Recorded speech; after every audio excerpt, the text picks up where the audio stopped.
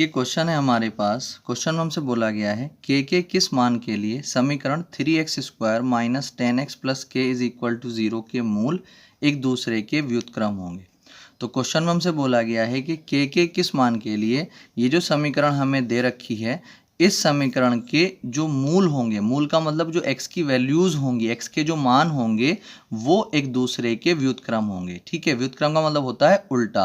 अगर मान लीजिए एक इसका मूल जो है 2 है तो दूसरा मूल उसका उल्टा यानी कि 1/2 होगा।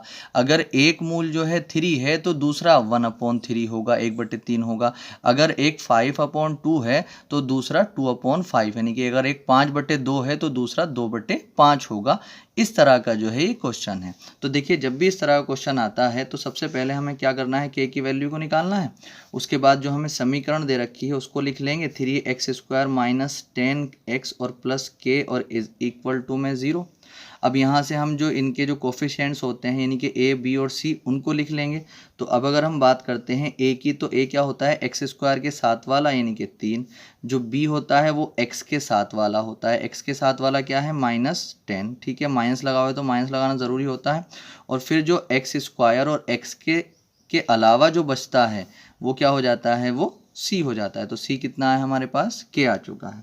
अब क्वेश्चन में हमसे बोला गया था कि इस समीकरण के जो मूल हैं यानी जो x की वैल्यूज़ हैं वो एक दूसरे के जो है व्युत्क्रम हैं। तो हम यहाँ पर लिखेंगे माना समीकरण का एक मूल अल्फा है तथा दूसरा मूल 1/अल्फा है। ठीक है, क्योंकि रेसिप्रोकल यानी कि व्युत्क्रम बोला गया था, तो अगर एक अल्फा होगा तो दूसरा 1/अल्फा होगा। ठीक है, अब देखिए क्वेश्चन को आगे लेके चलने से पहले एक चीज़ समझ लेते हैं। हमने जो है 2 फॉर्मूले पढ़े हैं। एक तो पढ़ा है मूलों का योग। मूलों का योग, मूलों का योग क्या होता है, वो होता है -b/a। ठीक है, समीकरण के हिसाब से मूलों का योग क्या होता है -b/a।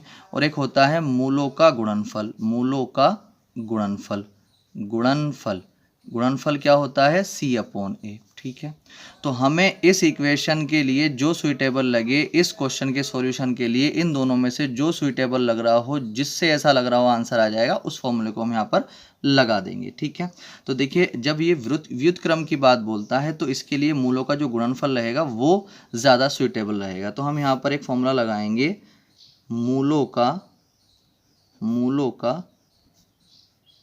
गुणनफल। ठीक है, अब जो मूलों का गुणनफल है वो फॉर्मूला क्या है, c/a है। अब मूलों के गुणनफल का मतलब क्या होता है, मूल की मल्टीप्लाई, मूलों की गुणा। तो एक मूल इसका अल्फा था और दूसरा क्या था, 1/अल्फा था। ठीक, तो क्योंकि है ना, तो ये कितना आ जाएगा, अल्फा और गुणा। मूलों का गुणनफल का मतलब गुणा करना, मूलों की गुणा करना, तो अल्फा गुणा 1/अल्फा इज इक्वल टू यानी कि बराबर c कितना है हमारे पास, k। तो k को ऐसे रखेंगे अपोन में a कितना आया था 3। ठीक है, तो आपको पता है अल्फा से अल्फा खत्म हो जाएगा, यहाँ पर कितना बचेगा 1 इज इक्वल टू k/3।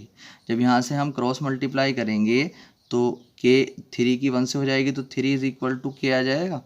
ठीक है, तो हम क्या लिख सकते हैं, k की वैल्यू कितनी आ जाएगी यहाँ पर 3। ये इसका आंसर आ जाएगा।